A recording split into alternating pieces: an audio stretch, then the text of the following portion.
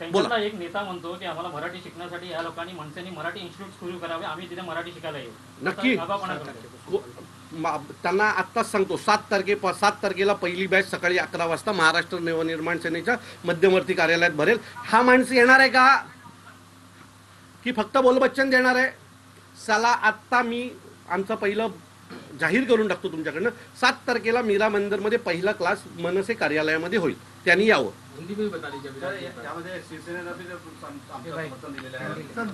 कुठल्या शिवसेनेनी कुठल्या अहो ते महायुती म्हणून ते सगळे एकत्र येतो.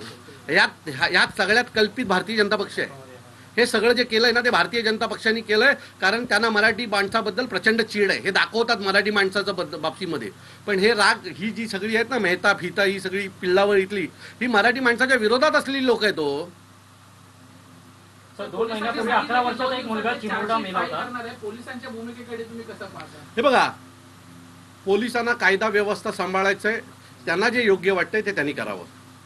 आमचा माणूस चुकला असेल तर त्याच्यावर जी काही कायदेशीर कारवाई आहे, आम्हाला वाटतं आम्हीच आमची लोक नेऊन पोलीस स्टेशनला दिली आहेत आणि तो विषय संपवलेला आहे.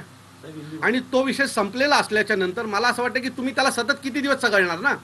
ज्या दिवशी घटना घडली त्याच्या दुसऱ्या दिवशी आम्ही आमची जी काही महाराष्ट्र सैनिक ज्यांनी मारलं होतं त्यांना स्वतः पोलीस स्टेशनला नेलं आणि त्यांना पोलिसांसमोर हजर केलेली आहे आम्ही. त्याच्यानंतर ही जी नाटकं चालू आहेत ना, ही नौटंकीची जी चालू आहे ना, ती भारतीय जनता पक्ष मतांच्या राजकारणासाठी करते आहे.